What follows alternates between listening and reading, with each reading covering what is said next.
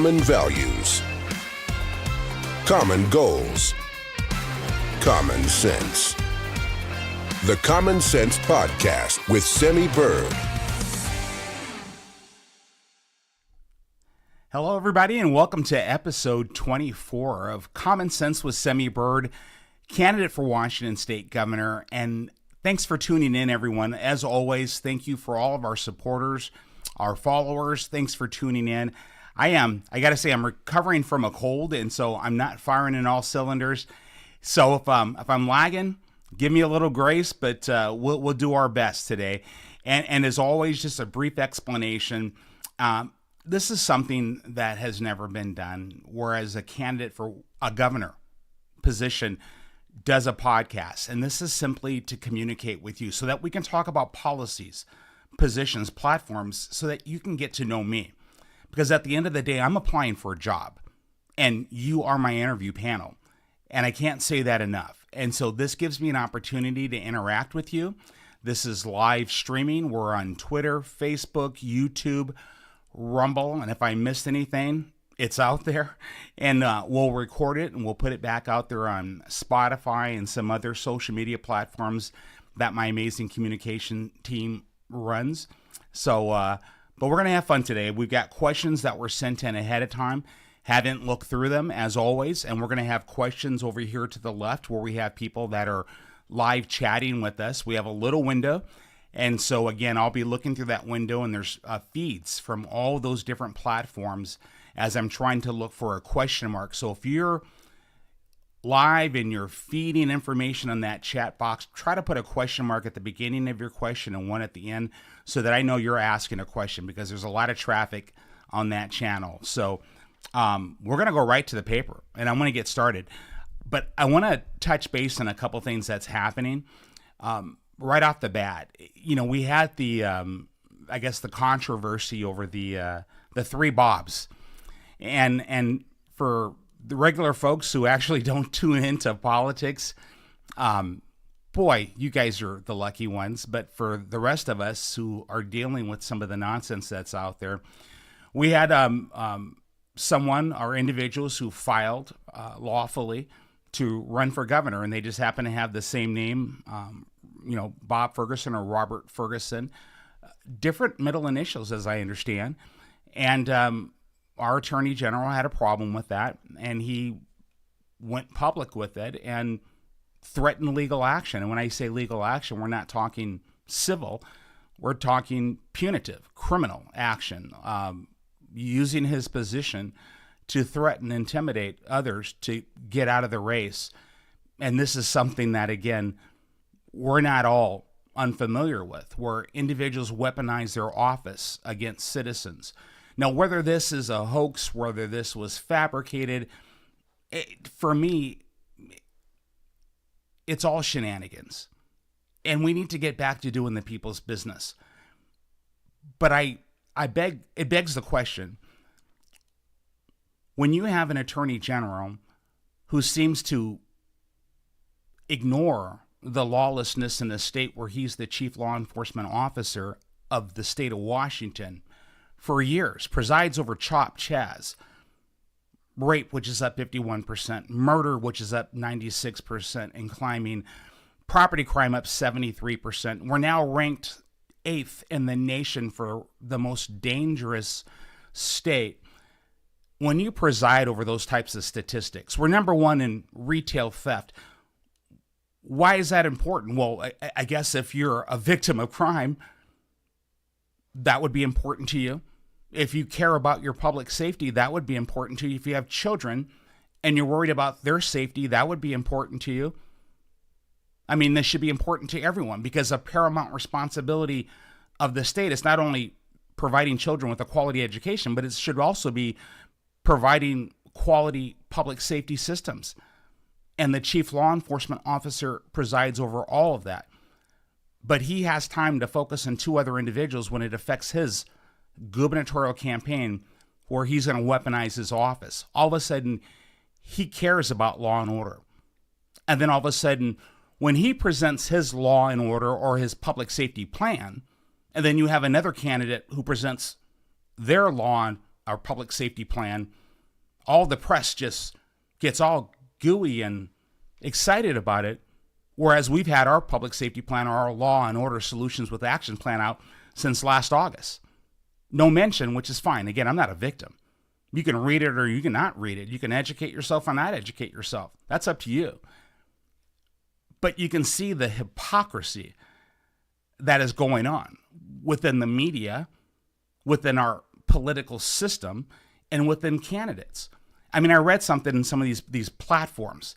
So you have one candidate on one hand that talks about the fentanyl crisis, the same candidate who pushed to legalize drugs in Washington state and did nothing to support our law enforcement, and in fact was part of the movement to defund them, responsible for the attrition rate of our law enforcement, leading to us being last in the nation for having the lowest amount of law enforcement professionals per capita. To another candidate that says something like, hear me in this, and I want to make sure I'm summarizing, but you'll have to research this for yourself. Please look at my solutions with action on law and order and their public safety plans and compare and contrast. Someone said, one of the first things I'm going to do is I'm going to tell the chief of the state patrol to start enforcing the law. Now, I don't know about you, but you would think it's common sense that police officers who get up every day, every shift, put on a badge, put on a gun, get in a patrol car, or go to work, I think they know what they're doing. So do we really need the governor to tell the chief of the state patrol, go do your job? We need someone who's going to bring solutions with action. Literally, tell me something I don't know. Not, please go enforce the laws on the books. That's not a solution. That is a no-brainer at the highest level of no-brainers. How about something like this? How about holding prosecutors and judges accountable for doing their job and stop this revolving door? Well, that's not enough. No, how about this even more?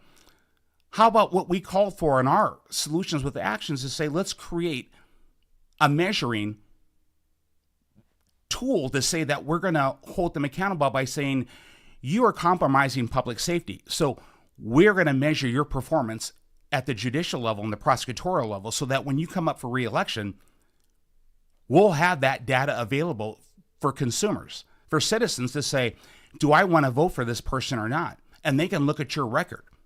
If you created a problem for public safety, then that's not going to do well for you. But if you supported public safety by holding criminals accountable to the rule of law, then that'll bode well for you in your re-election because you're making our community safer. Is that maybe a solution? I think so. We talk about reciprocity of licensure so that we can actually bring people from out of state in through lateral transfer.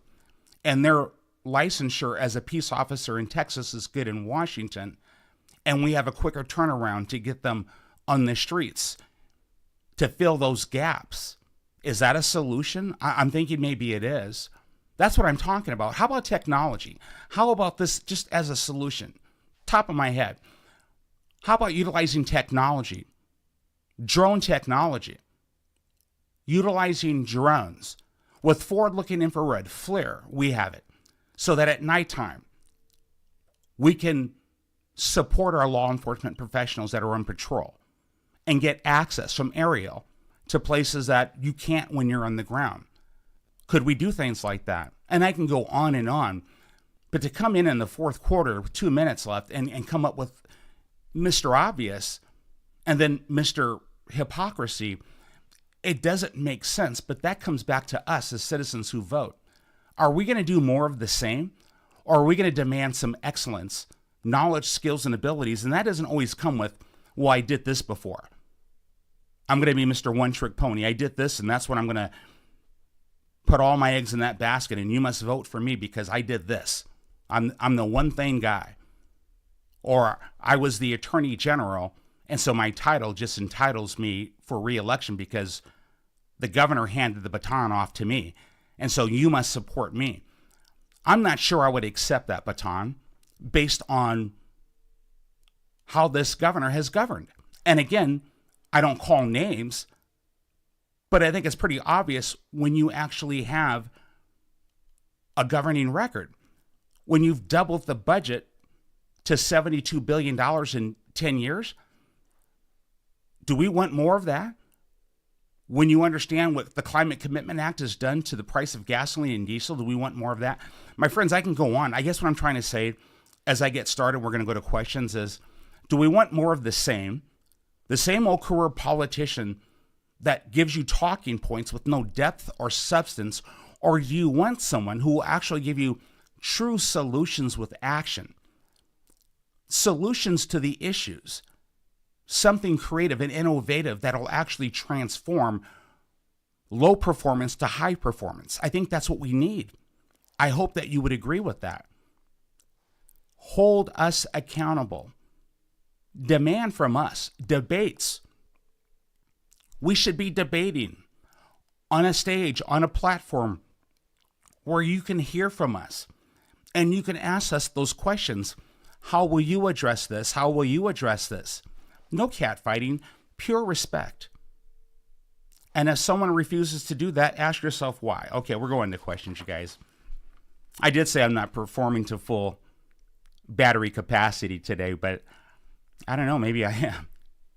Okay, we'll get going. Sharon, if elected, what will be your first steps in removing all the climate agenda from Washington? I only just because I just mentioned the Climate Commitment Act, so you kind of know where I stand, but she was talking about policy and banning gas-powered lawn equipment, closing our dams, requiring solar panels, so much. And I can almost read the frustration in her question because we've talked about this a lot, but I want to value Sharon's question.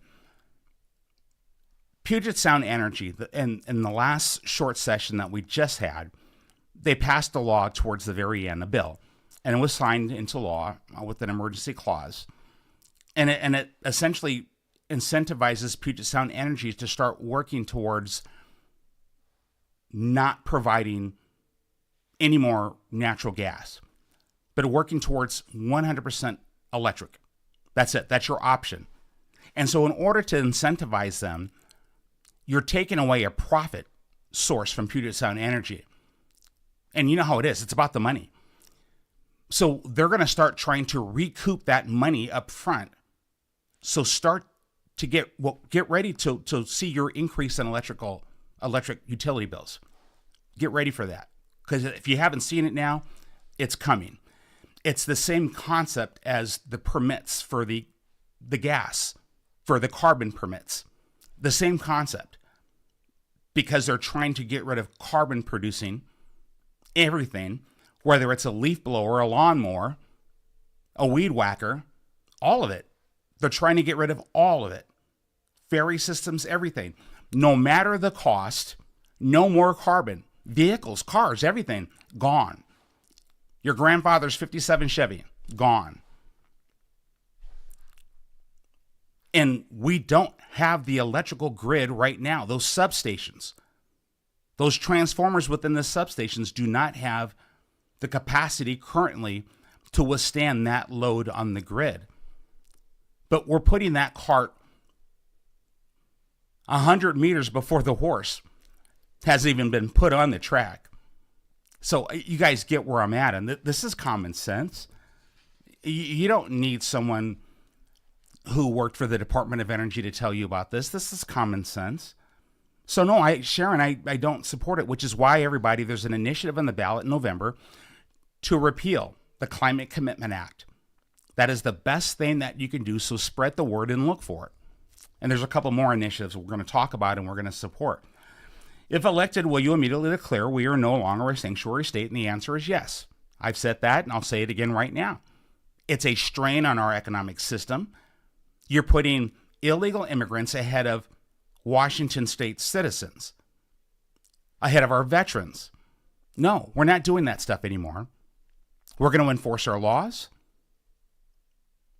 We're going to make Washington state affordable to live in again.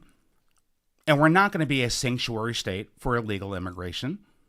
I believe in a pathway to citizenship, 100%. My son-in-law proved that it can be done, and I'm so proud of him. He got his citizenship in January. He did it the right way. First he did it the wrong way, then he did it the right way. So it can be done. It should be done. And I'm going to support doing it the right way. And we're not going to be dumping hundreds of millions of dollars into programs that should be dedicated to supporting our citizens that are struggling. Jobs programs, trade programs, technology programs to prepare our young people for the future, for future jobs, to get them good paying jobs, to recruit law enforcement professionals and other technology work that we need in Washington State. There's so much we can do. If elected, will you stop motor voter policy? And that essentially is saying that when you apply for a driver's license, that it's not automatic that you get registered to vote unless you opt out. Because most people don't pay attention to that. So we literally have people in the voter rolls that did not even realize that they were automatically registered, some of which are not citizens of this nation, which is illegal for you to be on a voter roll if you're not a citizen. But if you're not cleaning the voter rolls as you should be, then guess what? Vulnerability and a compromise of election integrity. Sharon, I'm giving you a lot on this one. Oh my goodness. Well, I'm going to give you an A for maximizing your effectiveness. You sent it in early, and I'm going to answer all of these. If elected, will you require that those coming to our country must speak our language? No. And stop hiring special teachers to assist students who do not speak our language? No. If a person comes to America legally and they don't speak our language, I'm not going to make it a prerequisite for them to enter the country. No. That has nothing to do with my role as governor. So that right there, stay in your lane, bro. That's, again, me jesting, but very truthfully saying, no, it's not within my roles and responsibility as governor. That's up to the United States. That's customs and immigration. That's not up to the governor. But our cause should be, our mandate should be legal immigration, ensuring that people come to the country legally. A person could choose or not choose to speak a language. I've lived in many places all over the world. And yes, it should be natural that you would want to choose to learn the language so that you can function, be successful, and get a good paying job. That onus is on the person, the individual. Should not be forced. Should not be forced. So again, keep in mind, I'm a constitutionalist, and we must honor the rights. Again, so that there's my straight on that one. And then in terms of teaching, if we have someone who's new to the country, a scientist that comes in to work for, let's just say, a national laboratory, and they move to a country and they have a child that doesn't speak English, and that child wants to go to school, again, we're going to open our doors if they're here legally. So that's my take on it. I mean, I'm not going to make everybody happy, but I'm always going to be honest with you. Christopher, when you become governor, thank you, Christopher, can you bring back the $30 tax? I sure as the heck hope so, because it should be so. And I have a problem with what happened. The Attorney General and the governor. How does that happen with the citizens support an initiative, legally so, to make it so, and then you go to the Supreme Court and you do away with it? You discard their constitutional right just like that. But yet you care about 2 more Bobs on a ballot? Get your priorities straight, Bob.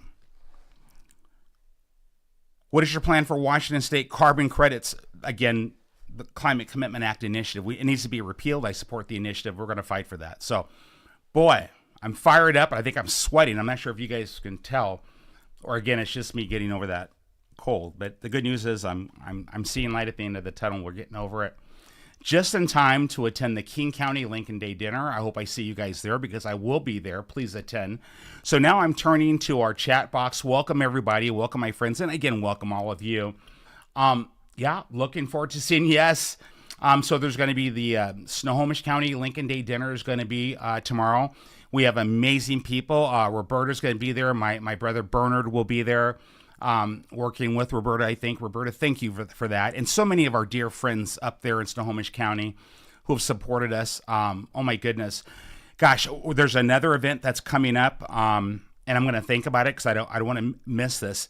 It's going to be a car show in Snohomish County. And again, it's going to come to me before the end of our podcast because it's a big deal. My friend Lonnie wanted to make sure I attend and I will be at that car show, guaranteed.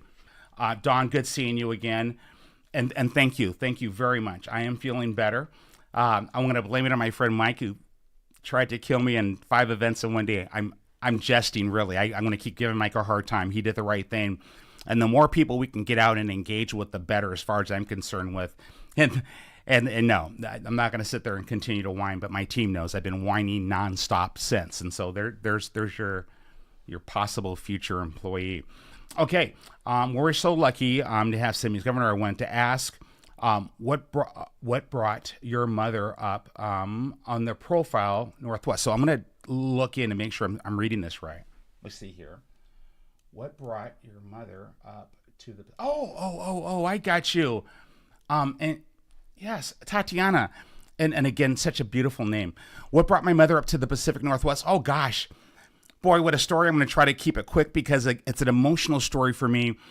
So my eldest sister, Edie, as we called her, my angel. I have 2 amazing sisters. My sister, Masele, or Missy, others call her. I know Masele has different names, but I've always called her Masele.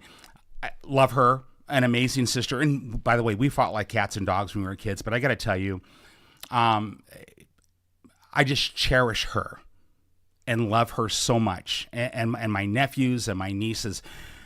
My eldest sister, we got along so great my whole life. She was our Masele and I, our biggest sister, our oldest sister. Edith flew for the Flying Tigers. She was, back then they called them stewardesses. They're flight attendants now. It was a proud charter aerial company who flew our veterans, our warriors, our heroes back from Vietnam. And she met her first love, I want to say, back from Vietnam. He was an Army officer wounded in combat, and they fell in love. And he came from, I will say, a well-to-do family, and I say that because they're an amazing family, from Seattle. And we came up from East Oakland to the wedding and the beautiful cathedral downtown Seattle. And I was the ring bearer. I still remember the picture of me crying like a baby. Nothing's changed, you guys. I still do the same, as you all know. And my sister Masele was the flower girl, and so here we are. And so that's what got us up. And again, we lived in the projects and such back in East Oakland. And I remember, our new relatives and in-laws were saying, "Hey, Rosa, my mother, you should move up. It's safer here. Bring the family up." And Mom was like, "No, I've got a job back there. I'm gonna no." And then one night, someone dropped a baseball bat on me when I was looking at an airplane from the 3rd floor and cut my eyes open. And as the story goes, Mom said, "That's enough." And I was just a little boy. And so there it is. Not sure of the timeline, but essentially that was the motivation. So Tatiana, thanks for asking. But that's what got my mom up. And so my mom came up, and we were in state aid at the initial of our move to Seattle. And so we started in the CD, and we kind of worked our way up north because Mom, from state aid, she went on a program to learn administrative skills. And of course, she was eager to get back to work, such a hard worker, and dedicated herself to try to provide for us. And she finally got a job with Boeing in Everett. And so she moved us to Ballard, then North Seattle, working our way up so she could shorten that commute. And there's our story in a nutshell. So thank you for asking. And I apologize if I took too long to share that, but that's how we got to Seattle. And I was raised in Seattle, and I never left until I dropped out of high school, Shorewood High School, to join the Marine Corps. And that's it.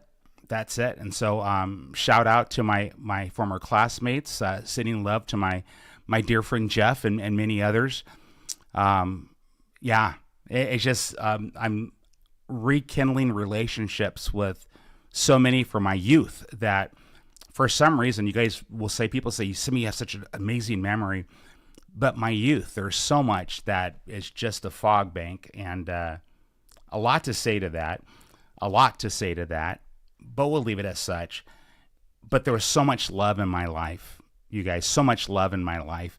The blessing of being able to go to a private parochial school because of the kindness of others to help with that.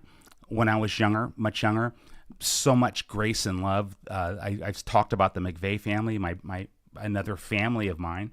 So again, a lot of love. And how will you narrow the wage gap, Kyle? That's another great question. You know, Dr. King talked about, Dr. King marched. The March on Washington was jobs and freedom. That would have been that flyer for the March on Washington. This is when I was a little boy, back in the 60s. Civil rights movement. Education. I believe the trades. I believe we stop subjugating marginalized groups to a lifetime of poverty by feeding them state aid continuously. It's not a retirement program. We should be bringing certification and trade programs in. We lift people up out of poverty. We lift each other up out of an environment where you have no choice, as many feel, but to take shortcuts will often leads them to committing crimes or being institutionalized or incarcerated. We have to break those cycles. Prison reform, youth reform. We have to break those cycles. And so jobs, trade programs, starting out with mentorship programs early on, middle school, so young people see that there's a light at the end of the tunnel. That's what I'm talking about. And comprehensive programs to make that happen. Kyle, that to me is the true freedom.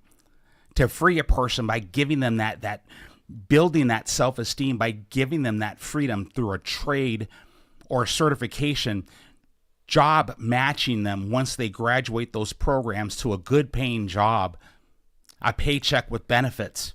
There it is. And again, there's so much to that, because while we're doing that, we've got to rein back this out of control taxes and all the stuff that they're doing to small business owners and builders and developers that are making the cost of building apartment units and houses have doubled just March 15th with the new energy bills that they've passed. It's doubling the price of those units.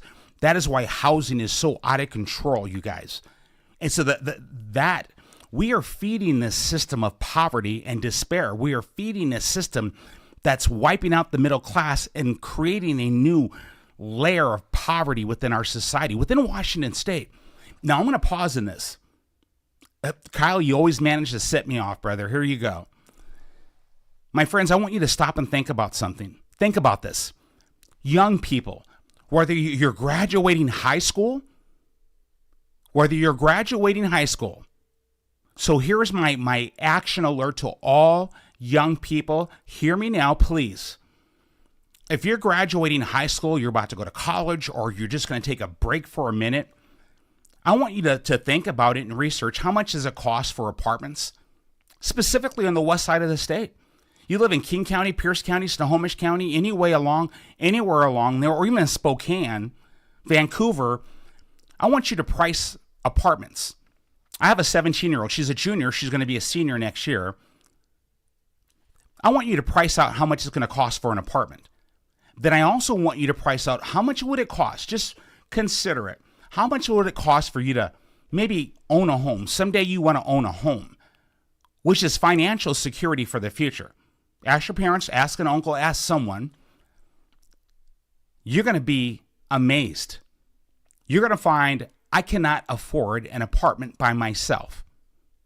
I have to roommate with 2 or 3 other people in order to leave my parents' house, unless you have rich parents who will just give you money. Many of us don't have that. my friends, we are taking away from our young people a future where they can just be able to survive, be able to afford to live in our home state. This should be concerning. It's bothering the heck out of me. And I'm tired. I mean, I'm fed up with it. And I hope you are as well. So we need to get over this D for Democrat, R for Republican. We need to knock that nonsense off and stop hanging your hat on this topic or this topic, and that's the topic that makes me or breaks me. We need to start asking ourselves, can we afford to stay in our state, or do we have to flee with a U-Haul? Can my children afford to stay in Washington State? Or do we say, sorry, honey, if you ever want to leave here, you need to leave the state and go find someplace else. Come on now. That's not what we want for our children. Young people, please get engaged now. Please get engaged now. Okay, I got fired up for a minute. I'm going to look for more question marks. It's good to see you guys, and thank you, Modern Times. I appreciate you. I appreciate all you guys. All right. I'm going to bounce back over here to questions. I'm going to look for maybe one more question mark over here on my list. Let's see here. And so, again, and thank you, Katie. Thank you very much, you guys. And Jefferson County is amazing. LaWanda, my dear friend from Franklin County, you're a warrior over there, and thank you for standing up. We appreciate you. The Constitution does absolutely matter, and it represents all of us in Washington State. And I got you, Vanessa. Vanessa's got a question. This will be my last here. Not my last, but we'll break over here after Vanessa. So I'm going to come over here and tune into Vanessa's question. So give me a minute, you guys. So it is, you may not have knowledge of this. Well, thank you for giving me that break. However, Spokane Schools has started to allow health clinics. Yes, I've been checking that out and tuning in. It's not just Spokane. Inside of their house schools, their high schools open from 7:30 to 5. One opened about a year ago. I'm going to continue to read. What are your thoughts about this? Okay. There's all kinds of justifications for bringing health care to our schools. We have school nursing. About a year and a half ago, there was legislation that was passed to fund mental health and nurses, school nursing in our schools. A significant boost, one of the largest boosts to our funding, which, by the way, billions of dollars to our education programs in Washington State. It's number one in our budget. And just to make sure I'm very clear, the majority of all state budget funding goes to education. The one item that we are failing on miserably. So when we talk about bringing health clinics into high schools and we're funding school nurse programs and mental health programs, school psychologist programs, much the same. At what point in time are we going to get back to focusing on educational and academic excellence within our classrooms, giving teachers back the resources that they need to support a journey toward academic excellence, focusing on the students and those families, that three-legged stool, I call it, the teacher, the student, and the parents or the guardians, where we're assessing the student to ensure that we understand how they learn and giving them the resources to ensure that they are learning. The reason that's important, just to remind you, only 50.9% of all students were able to meet grade level standards in English and language arts, and only 37.7% met grade level standards for mathematics, and only 42.9% made grade level standards for science. But it costs us about $18,698 per student, and we're still graduating them at a rate of 83%. Oh, so we get a B for graduating them, but we fail them academically, which is the whole purpose of our public education students, our system. And under Article 9 of our Washington State Constitution, we have a paramount responsibility to provide them with a quality education. So, Vanessa, forgive me for digressing if I do or if I am, but we need to get back to the fundamentals of education, and we keep bringing in all of these different programs into our schools, and I'm not seeing the accountability on academics, the fundamentals of academics, and bringing accountability to ensuring those performance outcomes. The performance should be in English, language arts, mathematics, and science. That's the purpose of the public education system, to prepare our children for a better and brighter future.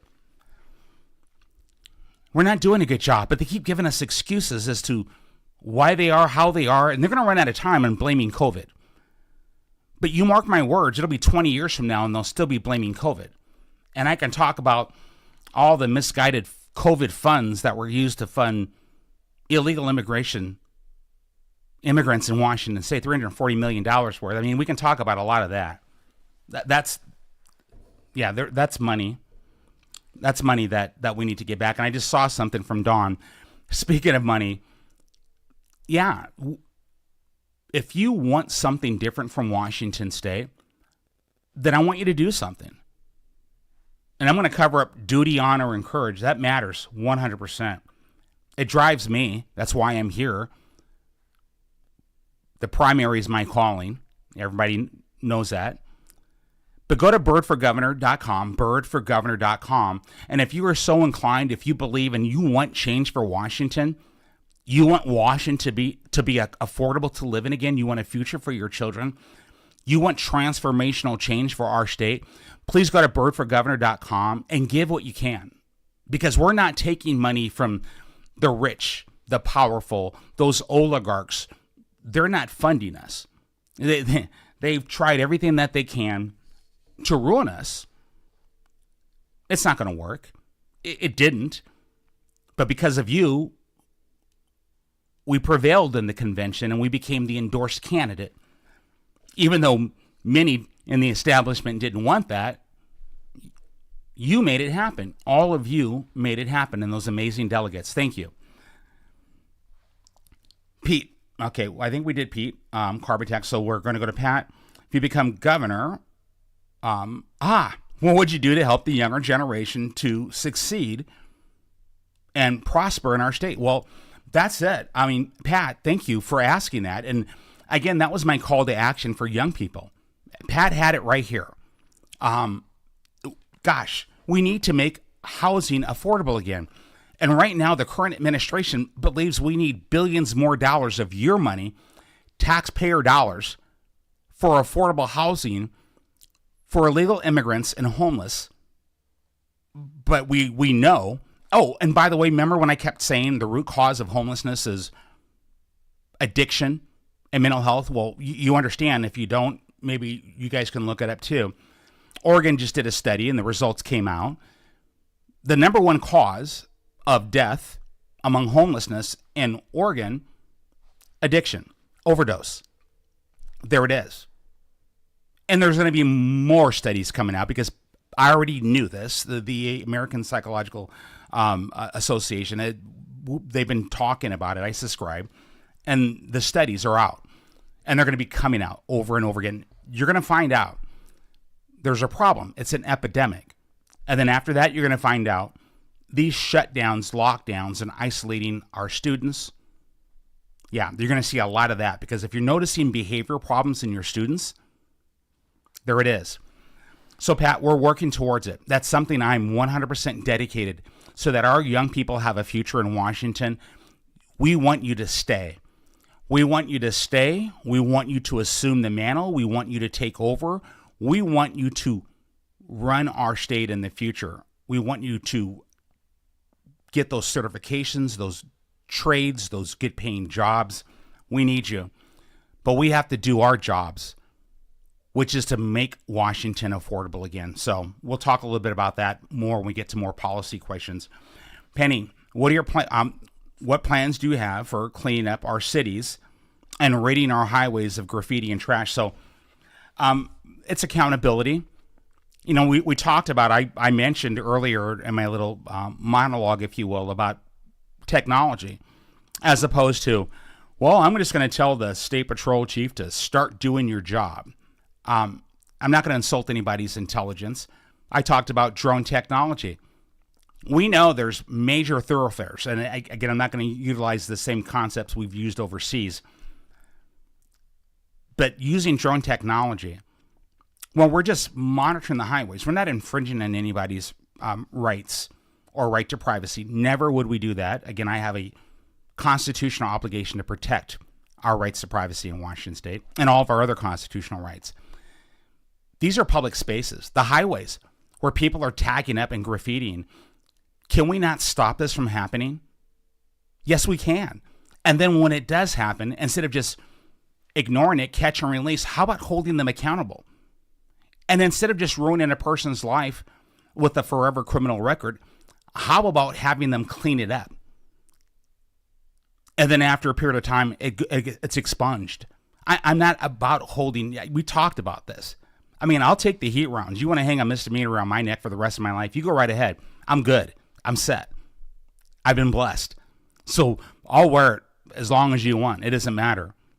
But for younger folks, or for anybody else, by the way, trying to better their lives, this future governor will lift you up. I say that again. For anybody trying to better their lives in Washington state, I will lift them up. So no, we're going to start insisting upon it and holding people accountable. You're not going to go up and trash our city anymore. And we start by bringing real solutions with actions again for the media and anybody else who wants to look. Go to birdforgovernor.com and look at our solutions with actions. You can, again, go to media and you can click down below. You'll see solutions with actions. And I've publicized it. I've signed my name to it. I've told you what I'm going to do. And I'm going to be updating a lot of this stuff too, because things change. It's only going to get better. I'm going to get probably in more detail. I'm going to do part 1, part 2, because if I really put my whole mind down there, you'd have a volume. There's a lot more than what you see, but it's not just simply a talking point or something like, well, we're going to finally start cracking down on fentanyl when you were the one who supported it. But anyway, you guys get what I'm saying. So no, we're working on it, my friend. And then again, as I said, making it affordable to actually live here. So that's it. And then the highways. We have been taxing our fuel for a long time. Gas tax was supposed to pay for our highways. How did that work out for us? And now the Washington Department of Transportation is saying that we are $1 billion in debt, meaning we need $1 billion just to maintenance and fix what's broken, which is bridges, by the way, and highways. How did that happen? Misrun, mismanaged, but yet you want to hand the baton off to Bob Ferguson for more of the same? No, if you want someone who wants to weaponize government and sue everybody and their pets, then you go ahead. Vote for more of that.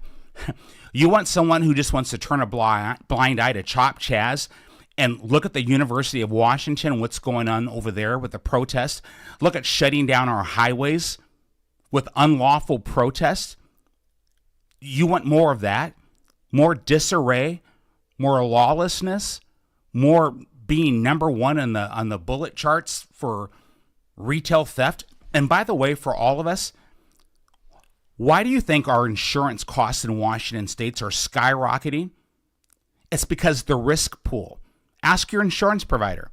Our risk pool is going up, which means insurance companies are taking on more risk because Washington state is dangerous. We've now went up to 8th in the nation. We're number 1 for retail theft.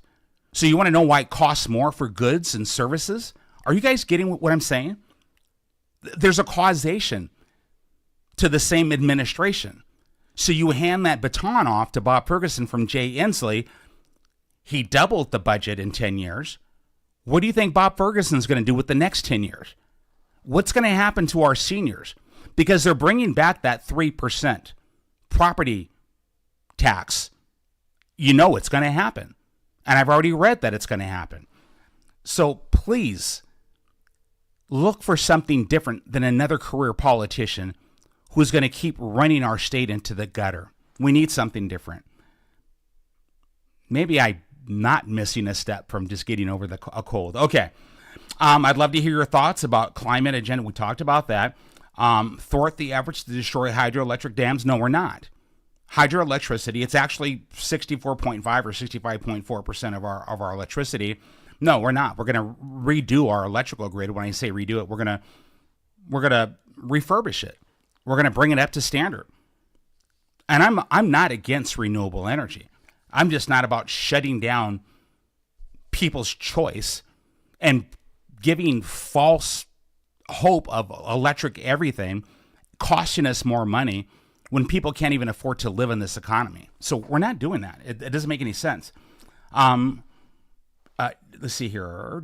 Deborah, what will you do about BESS, BESS, lithium storage systems? So I'll just cut right through it. So BESS is battery energy solutions, or battery energy storage systems or solutions. That's what it is. Battery energy storage systems and or solutions. That's what it is. And the technology is lithium ion. And so here's the thing with it. I'm going to, again, not sure 100% what Beth was looking at. Deborah was looking at. She did say most reject this. My thoughts on this. Deborah, conceptually, not a bad idea, but there's problems. It's relatively new technology still. Conceptually, you have a controller, you have these stacks depending on the configuration. You can have them for residential, you have them for commercial, so they could be massive, where you have stacks of lithium ion. The problem is, and there's instances where lithium ion creates gases, which are flammable, which are, has been known to have a predisposition for flammability. So there's a concern there. And then you have an inversion. So controller for taking the raw power in, controlling it to storage, and then inverting it from DC to AC and out. That's typically how the technology works. And so for you nerds out there, please don't butcher me too bad, but I'm pretty sure I'm roughly on point. Conceptually good, because you could say, we can have these storage units there. If we have brownouts, well, then we have these huge storage facilities there to continue with our energy. But here's what's going to happen with that. We already know. Look what they did with the windmills all over everywhere, and then the solar panels all over everywhere, and then we're going to have these fenced-in battery storage facilities. My friends, technology is good. Renewable energy is good. I mean, any modern society would always look to improve, which is why we are going to look at small portable nuclear modular reactors. You get this, right? Without having to do all of that. Non-stop, clean, carbon-free, safe energy, plentiful. That with our hydro, oh my goodness, you guys. Imagine the energy independence Washington State would have, so that your governor, not only is he going to stop raising taxes immediately upon taking office in January, I've already said moratorium. I will not sign anything that has anything to increase taxes for any citizen or any program in Washington State for my first term in office at all. So don't even bring it to my desk. The reason is because as we're doing that third-party audit of all state programs and offices that I'm going to initiate on day one, we're looking to give that money back to our citizens where it belongs. Because again, when you double a budget in 10 years to $72 billion, it should tell anybody who has any experience with performance improvement and organizational performance, you're wasting money, and we can all see it. Where's all the money going? Where's it going? Gambling tax, liquor tax, marijuana tax. Where's it going? It's not going to the roads. It's not going to our schools. Where's it going? So, no, we're going to bring common sense governance, real governance to Washington State. So, Deborah, there's that. Two thoughts on smart meters. Well, still, again, there are people who will argue that it's a danger. Transmits waves, right? And so it can be a danger. People are arguing that right now, and I know it is. I've read the studies on it, and there's others says it's safe. But until we know 100%, well, that could be an issue for people. The other thing is monitoring, because there's an end state to this. When you have the state or any government or any authority monitoring private energy usage, imagine this concept, the carbon footprint. And so now you have a state or an authority monitoring a carbon footprint with an endless striving at excess to penalize anyone in order to get there at any cost.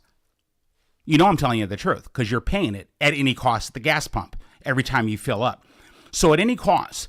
And so imagine if they can tap right into your home and monitor your usage of power.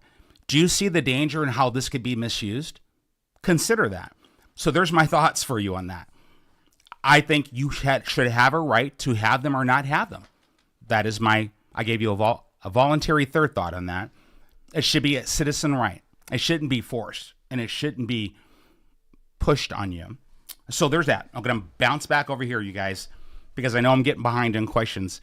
I'm kind of firing it out because I want to answer as many questions as I can. The reason I love this, because it's coming from all of you, and it's forcing me to communicate to you where I stand on different policy issues. And it's a myriad of policy issues because at the beginning, at the outset of our podcast, I told you we must be wary of these, one-trick ponies. See, any candidate comes in and says, this is me.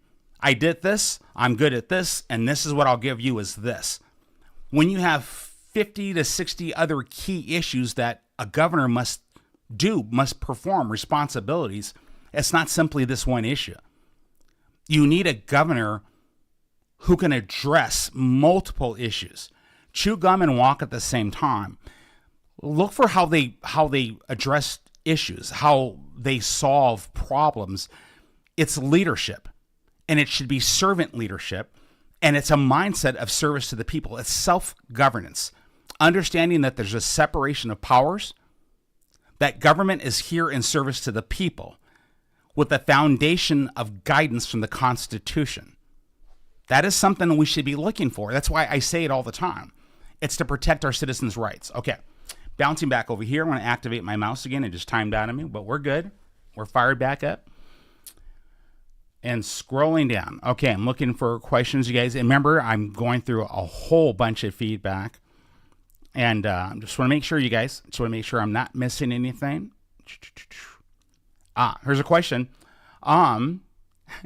Airbnb versus available affordable housing, correction to original. So this is from Kelly. I want to make sure, I'm going to look closer to make sure I understand this question.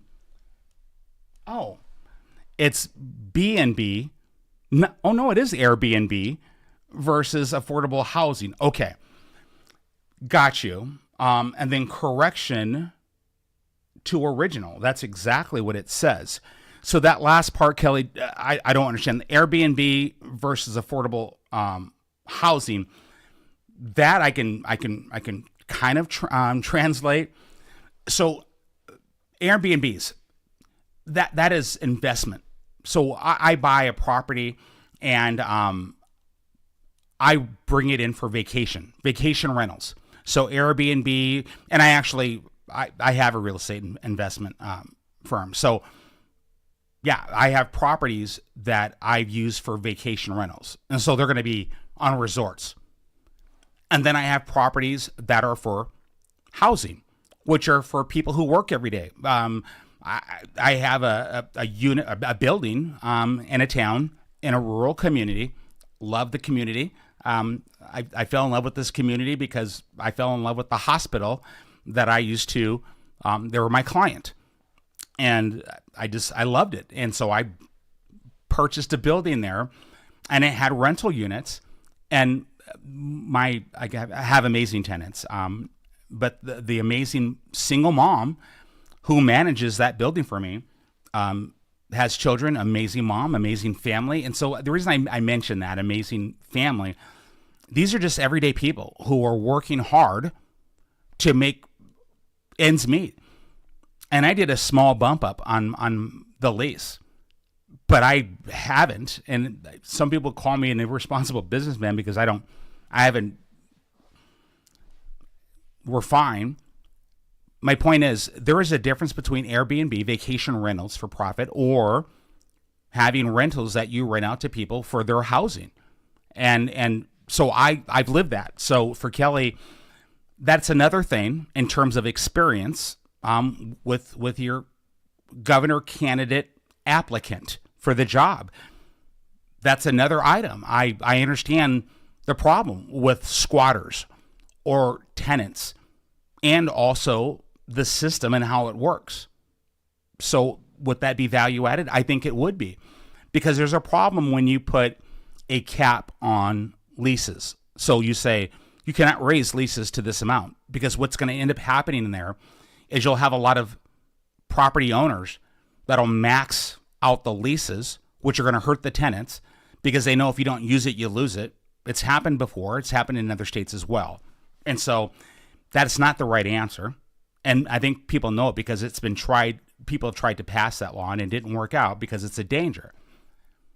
It's bringing more units on the market at an affordable price, which is lowering the cost for building new units, which, by the way, as I said, because of the energy code changes, it has doubled the price of building new apartment units, double the price of constructing new homes. This is a fact. I've seen the specs on that. And by the way, I'm a former builder and I have a background in that, civil engineering and construction. So I speak from facts and also experience on that.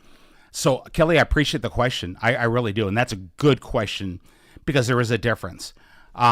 Great questions, you guys, today. And like every time we do it, we get good feedback from you guys. And I appreciate the honor of being able to present myself and engage with you. I really do. Has he answered any questions from email? Yes. Frosty, I have. And that's probably a hint to get back over here after doing another question. And so, Frosty, thank you for that. I sure have. I'm looking for question marks, you guys. So if you're tuning in, here's one. Can you address that? A news item viewed earlier talked about an alliance between Washington and Oregon constitutionally. This is wrong. You're darn right it is. And so, Joe, this comes from Joe. No, you cannot have a constitutional alliance. I mean, you can make up or think up anything you want to. So I guess it's possible, but it's insane. 1889, November 11th, was when our founders came together and signed our Constitution for Washington State. Every state's constitution is unique to that state. Our state was founded by growers and farmers, ranchers, those family-owned businesses, and so they were distrustful of the establishment and big corporations from back east, the railroads and the big grain folks that would often take advantage of the growers. That's the history of our state, and so they made sure when they wrote our Constitution that they mirrored and reflected the intent of our national Constitution, which was to ensure that people understood that the Constitution is here to protect our citizens from government. And as your future governor, God willing, that is exactly as I understand it. That's that concept of understanding self-governance. I'm here in service to the people, and I'm here to recognize that the Constitution is the foundation of my governance. That is what a constitutional republic is. You cannot mesh them together. The concept in self-governance is from layer cake, separation of powers, to marble cake when you start to conflate, confuse, and mix together. This would be like the most sinful of marble cakes when you start mixing state constitutions together. It's almost a violation also of the 10th Amendment of our national Constitution, which is states' rights. What happens to states' rights when you start mixing them together? No, Joe, I would never support anything like that. I would never support anything like that. I wouldn't. Because it goes beyond the state. It goes to a violation of our national Constitution. And then Article 6, Paragraph 2 of our national Constitution, which is the Supremacy Clause. So I would make the argument that the creation of any kind of a constitutional alignments or melding of constitutions of states compromises states' rights and therefore goes against our national Constitution. Anything that goes against the Constitution of the United States of America should be deemed unlawful according to that Supremacy Clause that I cited earlier. Trying to think here. We have another one. Wait, Inslee is moving to Idaho. Is he moving to Idaho? I don't. I wish him all the best. It's beautiful in Idaho. He's going there. Agreed. Yeah, I don't know. I have no idea. I have nothing against Jay or Bob or Dave or anybody else at all. I really don't. I really don't. I question sometimes. I'm checking time. I know we're running out of time, you guys. And I know that, but I'm going to give us a couple more minutes together if it's okay. I don't. I'm not more of the same. When I say that this is a calling, this is we the people for me. It really is. That's why, again, when one of us steps up to the plate to run for all of us, that's what our campaign represents. The people that are right now in our campaign headquarters in Enumclaw that have been working so hard. And this goes back to the beginning of our campaign with two of my dear friends, Corey and Matt, and others who came together. The same concept, us coming together for something of service to exercise our self-governance for a better and brighter Washington, to bring back our constitutional republic for all citizens, regardless of, again, race, creed, color, lifestyle. I mean, for everyone, to make Washington great for everyone. That was our intent, and it still is to this moment. And those people at our headquarters right now, as I'm on this microphone, they're working hard to make that happen, giving so much. I wish you guys could see them in action every day. I get to see it, and often you guys have seen me get emotional when I talk about the team because they give so much, and I see that all the time. So there's a lot of power behind this movement, and it takes all of us to make it happen. So we can't give up. I have no ill intent or malice towards anybody, even those who have tried to hurt me and my family. I don't carry that.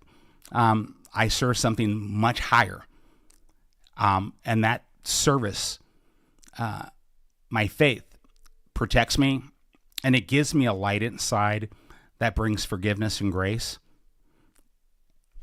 And that's a beautiful thing. So you get nothing but love from this guy. Sometimes I may call you something to myself, but I try not to say it out loud. Okay. I'm just checking here. I'm checking. I see a name of someone, Gabriella, who's an amazing young lady from Island County.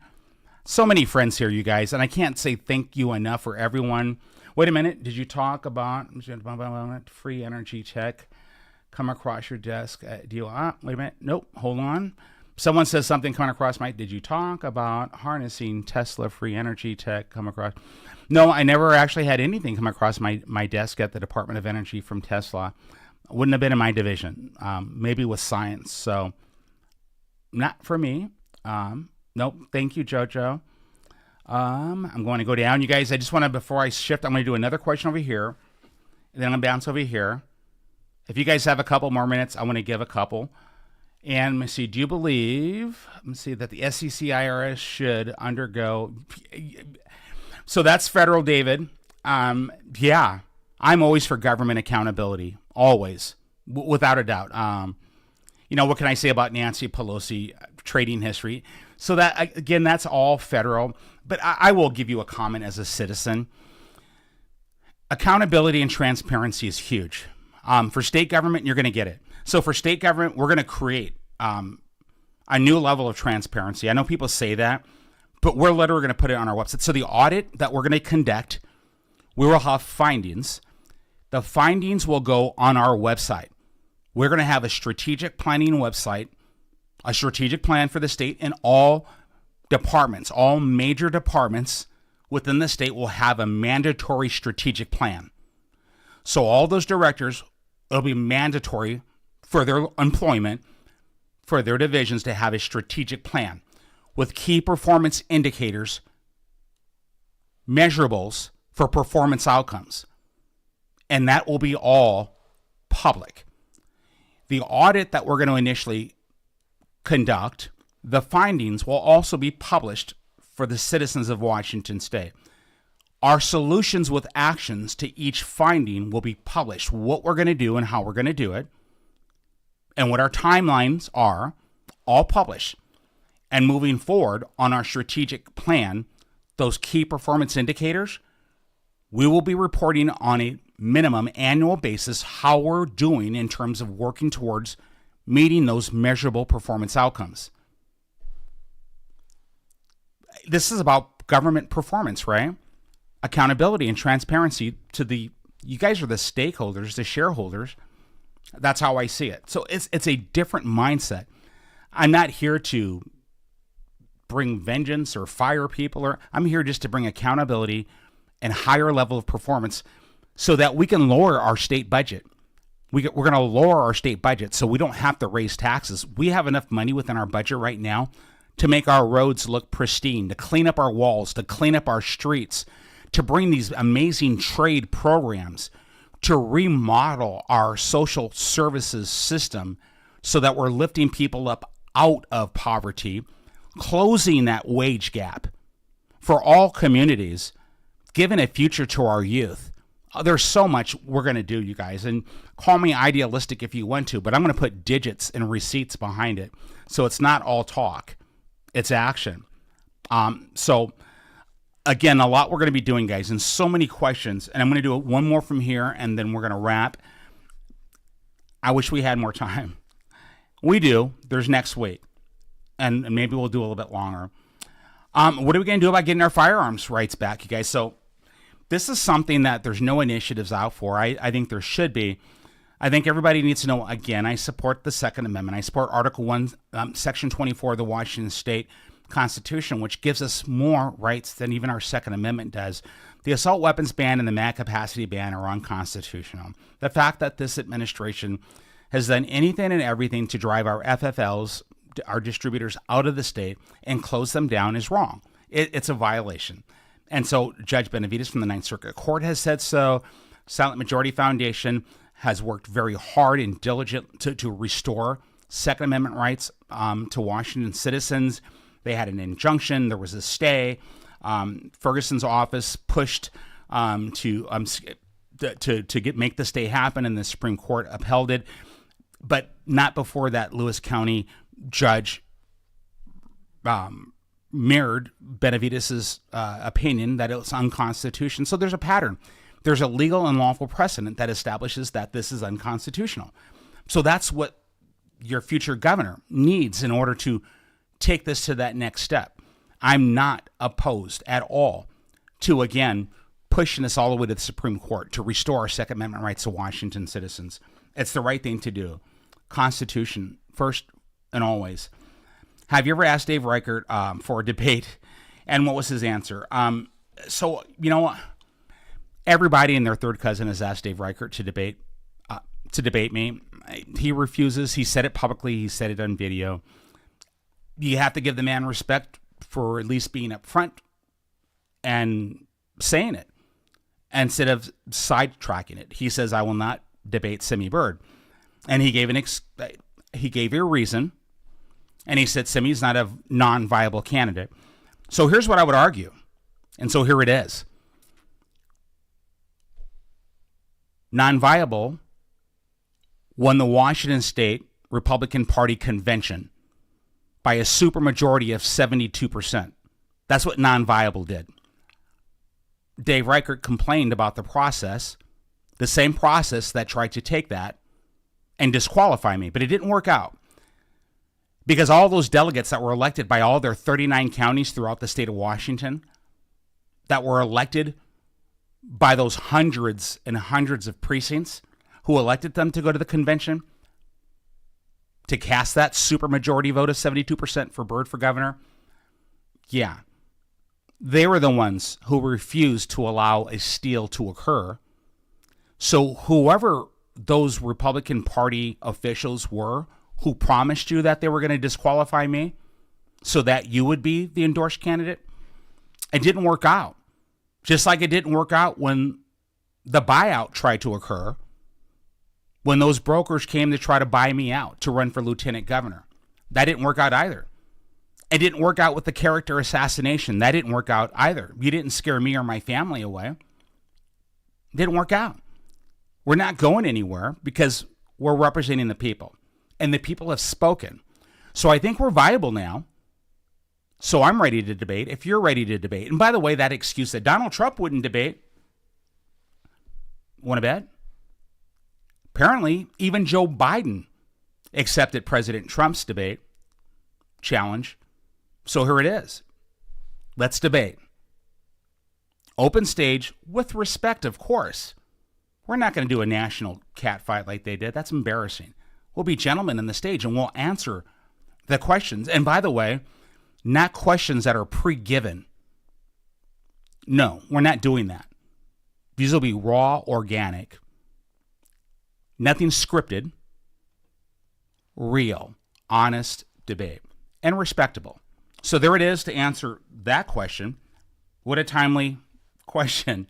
And that's going to be it for tonight, guys. But I'm going to ask, again, please support us. Go to birdforgovernor.com, birdforgovernor.com. Give what you can. We're doing amazing. And it's only going to get better. We're going to win the primary election. You guys understand that. We have the party base. It shouldn't have to be about a party, but that's this two-party system. That's just the way it works out.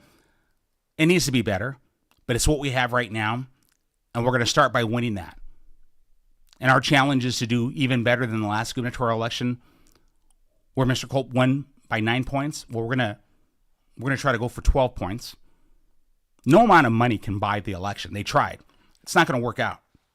And then when it's just myself and Bob Ferguson, well, that's going to be even better, because I'm looking forward to that debate as well. And I don't think Bob will be afraid to debate me. So I'm looking forward to having that debate. Guys, thank you for your support. Don't let anybody talk you out of self-governance. Get involved, get engaged, tell your neighbor. Go online to birdforgovernor.com, give, buy a sign, get a t-shirt. Tell everyone you can, because it's we, the people, that are going to change Washington State. It's all of you that matters. Everyone has worth. All of us have value. That's what we're fighting for. God bless you, and we'll see you next week.